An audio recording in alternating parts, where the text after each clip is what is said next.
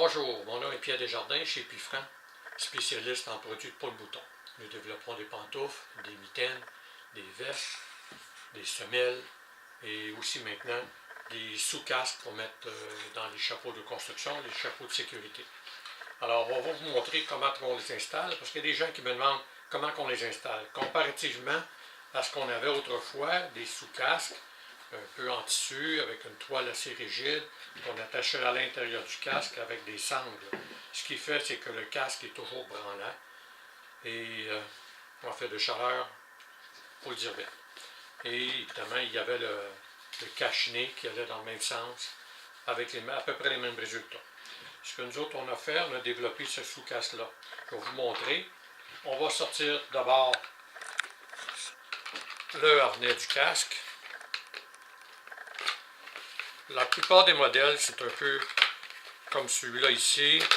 C'est similaire. Certains, on est capable de les enlever avec nos doigts. Celui-là est un petit peu plus rigide. Ça va mieux avec un petit tournevis pour sortir la sangle. Et voilà. Le casque sorti, on peut en profiter et se servir du vrai casque.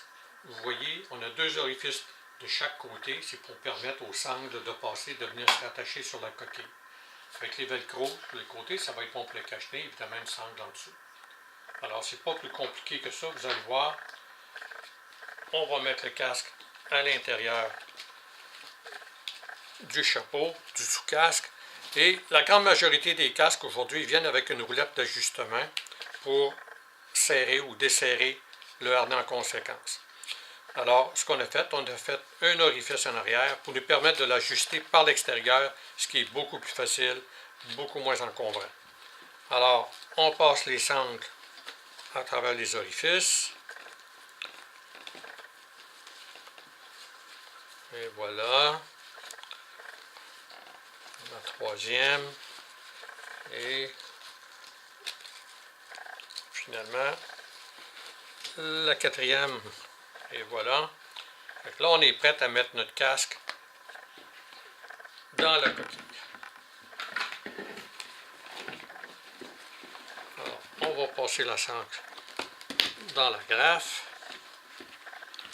Et ici aussi.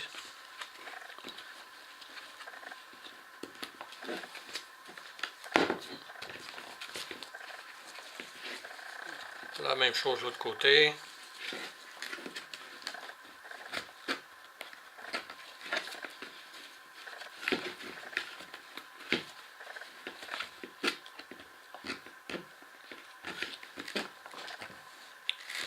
Ouais, ça serait mieux si je prends le bon emplacement.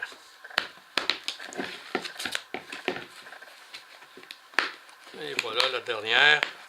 Et voilà, notre casque est assemblé. La roulette est accessible.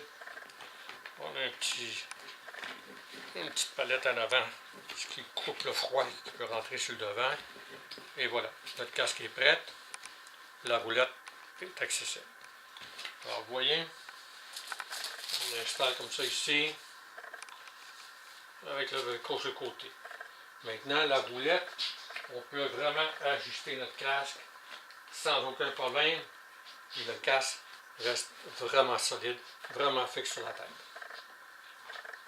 Maintenant, le cache-nez, contrairement au modèle qu'on avait autrefois, on l'a développé avec un produit qui respire. Fait que si je me prends comme ça respire. On est capable de respirer à travers, ça va éliminer une bonne partie de la buée qui nous bloque la vue, bloque les lunettes. Le tissu respire et on y a rajouté des orifices. À ce moment-là, c'est encore plus efficace. Alors, c'est pas compliqué. Sur le velcro sur le côté, l'autre bord, et voilà, on est prêt pour les gros travaux à l'extérieur par les grands froids du Québec. Maintenant qu'on a un chapeau sur la tête, sécure, chaud, doux, confortable, à l'autre extrémité, on a les semelles dans peau de mouton, doublées d'un cuir brut. Donc là, on réchauffe le top, on réchauffe le bas. Quand la température est plus douce, on n'a pas besoin de se couvrir les joues et le menton. On peut ramener ça ici par-dessus. Et voilà. C'est notre chapeau chez Pifran. Merci.